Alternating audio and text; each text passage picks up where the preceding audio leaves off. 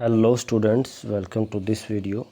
आज के इस वीडियो में हम sustainable management of natural resources जो चैप्टर है उससे नेक्स्ट टॉपिक करने वाले हैं, जिसका नाम है why we need to manage our natural resources. जिसका मतलब है कि जो हमारे नेचुरल रिसोर्सेज हैं उनको हमें कंजर्व करने की, संरक्षित करने की, बचाने की आखिर क्या ज़रूरत है।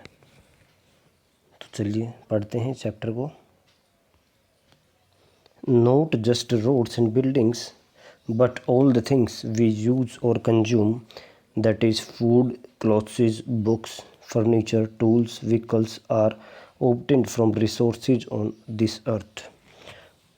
तो मतलब ये है कि जो भी आप चीज़ें यूज़ करते हैं, सिर्फ रोड या बिल्डिंग्स की बात नहीं है।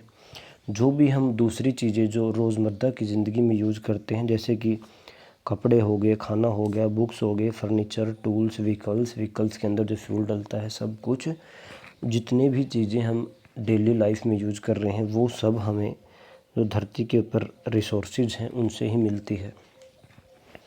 The only thing we get from outside is energy which we receive from the sun. जो एकमात्र इकलौती चीज़ है जो हमें धरती के ऊपर नहीं मिलती है वो है सनलाइट, जो कि हमें बाहर से मिलती है। बाकी जो भी आप यूज़ करते हैं सभी धरती की ही देन है, धरती के रिसोर्सेज से ही हमें मिलती है। Even this energy is produced by living organisms and various physical and chemical processes on the earth before we make use of it. तो ये कह रही है कि जो ये सनलाइट है इसको भी हम डायरेक्टली हमारे लिए यूज़फुल नहीं है। जैसे कि आपको पता है प्लांट्स हैं जो ऑटोट्रोप्स हैं, वो इस सनलाइट का यूज़ करके फूड प्रिपेयर करते हैं और फिर हम उस फूड के ऊपर डिपेंड हैं, उस रिसोर्स के ऊपर डिपेंड हैं। तो वो भी हम सनलाइट को भी हम डायरेक्टली यूज़ नहीं कर सकते without the involvement of resources such as plants.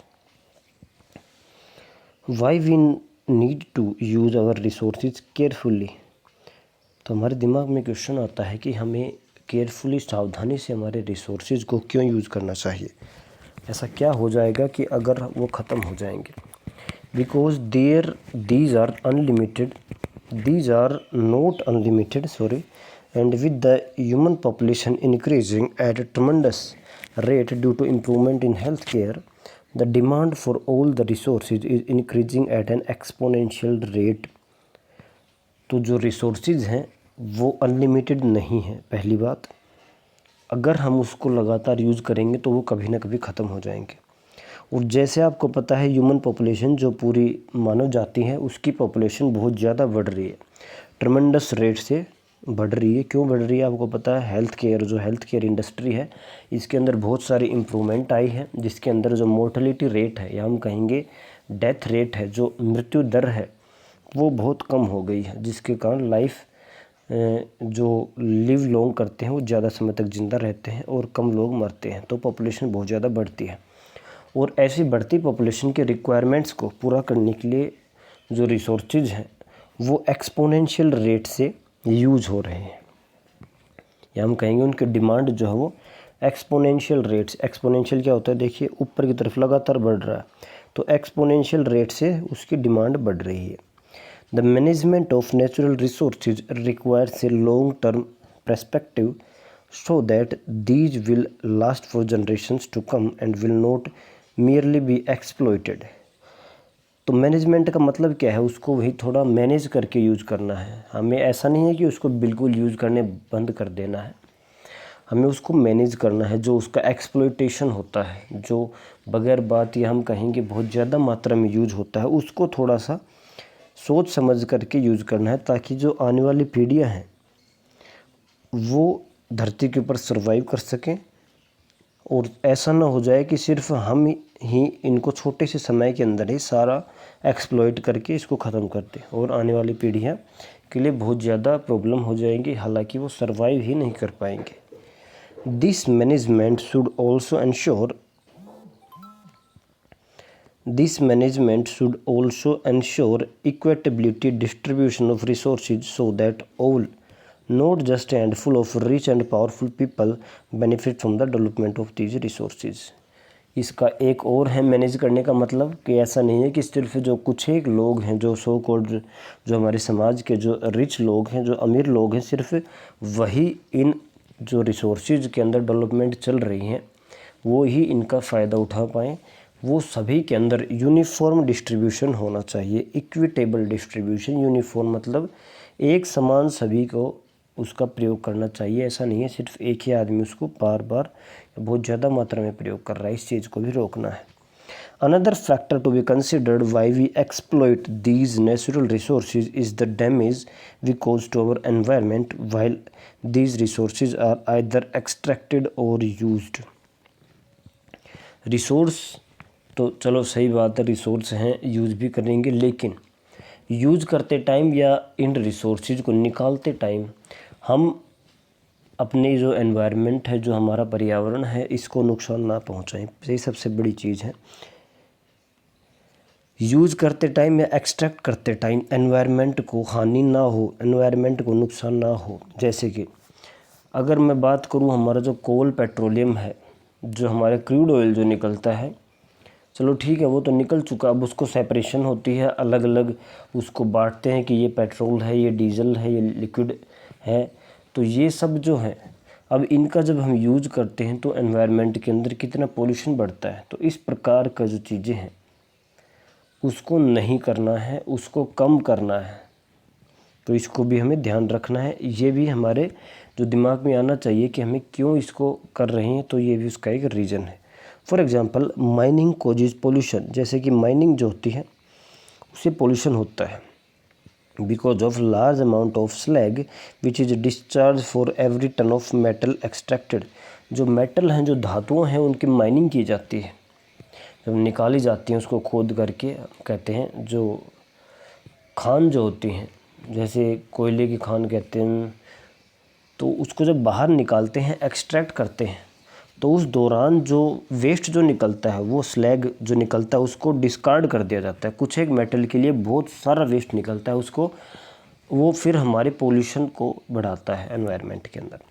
Hence sustainable natural resource management demands, तो सस्टेनेबल मतलब एनवायरनमेंट को ध्यान में रखते हुए नेचुरल रिसोर्सेज को यूज़ करना और उनको एक्सट्रैक्ट करना, एनवायरनमेंट को नुकसान कम से कम पहुंचाना। That we plan for safe disposal of these waste to. तो सस्टेनेबल मैनेजमेंट के अंदर चलो भी ठीक है, आप निकालो, माइनिंग करो, लेकिन जो वेस्ट जो निकल रहा है उसका भी आपको इलाज बताना पड़ेगा कि ये वेस्ट आप कहाँ फेंकोगे। सिर्फ फेंकना नहीं है, उसको प्रॉपर ट्रीटमेंट करके उसका प्रॉपर ट्रीटमेंट होना चाहिए ताकि वो एनवायरनमेंट के अंदर नुकसान ना पहुँचाए। The present day global concern for sustainable development and conservation of natural resources are of recent origin as compared to the long tradition and culture of nature conservation in our country. तो आजकल जो sustainable development का जो trend है वो अभी नया है, जो हम कह रहे हैं कि कंजर्वेशन ऑफ नेचुरल रिसोर्स करो, वो रिसेंट ओरिजिन है, वो अभी दिमाग में आई है चीज़ें, उसके ऊपर ध्यान दिया जा रहा है। जो हमारा देश में जो शुरू से ही जो नेचर का कंजर्वेशन हो रहा है वो तो काफ़ी सालों से हो रहा है, लेकिन ये जो ग्लोबल कंसर्न आया है, जो हम कहेंगे विश्व के लेवल के ऊपर जो सस्टेनेबल डेवलपमेंट और कंजर्वेशन का जो कॉन्सेप्ट आया है, ये काफ़ी रिसेंट है। हमारे कंट्री में जो कंजर्वेशन है और कल्चर, जो नेचर का कल्चर है, वही एक प्रकार से कंजर्वेशन करता है, तो वो काफ़ी पुराना है। Principles of conservation and sustainable management were well established in pre historic India. तो जो हमारा जो इतिहास है उसके अंदर हमने जाना है कि जो हमारा जो कल्चर है, जो हमारी संस्कृति है, उसके अंदर कुछ ऐसी चीज़ें हैं जो हमारे उसके अंदर वो चीज़ें क्या है, वो सिद्धांत बन चुके हैं। वो नेचर को, जो प्रकृति को बचाने का और सस्टेनेबल मैनेजमेंट और जो नेचुरल रिसोर्सेज हैं उनको ऐसे यूज़ करने का ताकि एनवायरनमेंट को नुकसान ना हो, ये सब हमारी हिस्ट्री के अंदर है। अगर आप बात करेंगे, अगर आप कंपेयर करेंगे इंडियन हिस्ट्री को इन चीज़ों के अंदर बाकी जो कंट्रीज़ की हिस्ट्री है, तो इंडिया बहुत आगे था इन चीज़ों में। आप किसी भी चीज़ में ले सकते हैं, आप एनवायरनमेंट को, जो हमारा इतिहास है वो इतना क्या बोलते हैं, प्राथमिकता देता है, प्रायोरिटी देता है कि वो जो अभी जो लोग बात कर रहे हैं सस्टेनेबल मैनेजमेंट की, डेवलपमेंट की, वो पहले ही प्री हिस्टोरिक इंडिया के अंदर बहुत ज़्यादा फॉलो किया जाता था। Our ancient literature is full of such examples where values and sensitivity of human towards nature was glorified। तो बहुत सारे एग्जाम्पल हैं, ऐसे उदाहरण हैं, ऐसे चीज़ें देखी गई हैं इतिहास में जो हमारे जो इंडिया के जो इतिहास के अंदर, जिसके अंदर नेचर के प्रति जो हम उनका जो सेंसिटिवनेस थी, जो उनकी कोमलता थी, जो नेचर को बचाने के प्रति उनकी जागरूकता थी, वो बहुत ज़्यादा थी। और उससे हमारा जो इतिहास है वो ग्लोरीफाई होता है, काफ़ी प्राउड फील होता है इस चीज़ के ऊपर। और आज का अगर आप कंपेयर करेंगे तो वो दिन रात का फ़र्क हो चुका है। And the principle of sustainability was established at its best. तो उस टाइम जो ये प्रिंसिपल थे सस्टेनेबल मैनेजमेंट के, कंजर्वेशन के, वो सबसे बेस्ट थे। ये आप बॉक्स में पढ़ लेना, अगर कहीं प्रॉब्लम लगे तो आप पूछ सकते हैं। ड्यूरिंग द वैदिक पीरियड, अब बात करते हैं पुराने पीरियड की, both productivity as well as protectivity aspect for forest vegetation were emphasized.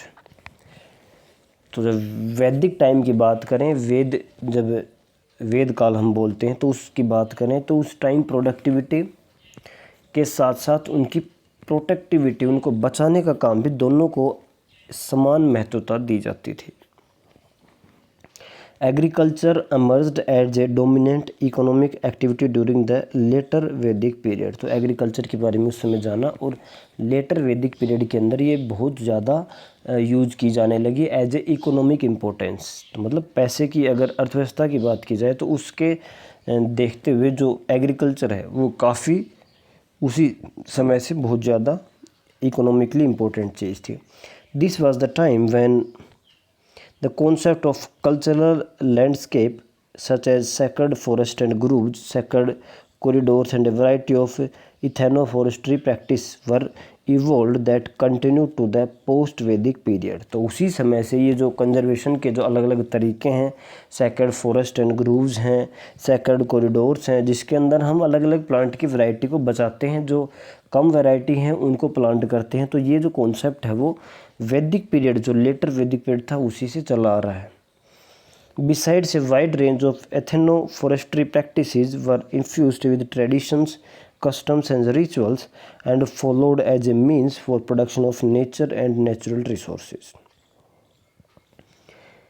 तो उस टाइम कुछ एथिकल इश्यूज थे, कुछ नैतिक जो राइट हैं, हम कहेंगे नैतिक जो इश्यूज हैं, जो फॉरेस्ट जो प्रैक्टिसेस करते थे, जो एग्रीकल्चर करते थे, उनके पास कुछ ट्रेडिशन ऐसे बन गए, कुछ कस्टम बना दिए, कुछ रिवाज ऐसे बना दिए जिसको फॉलो करके हम प्रोटेक्शन करते थे नेचर की as well as natural resources की। तो ये हमारे इतिहास के अंदर उस समय बहुत ज़्यादा प्राथमिकता थी इनको।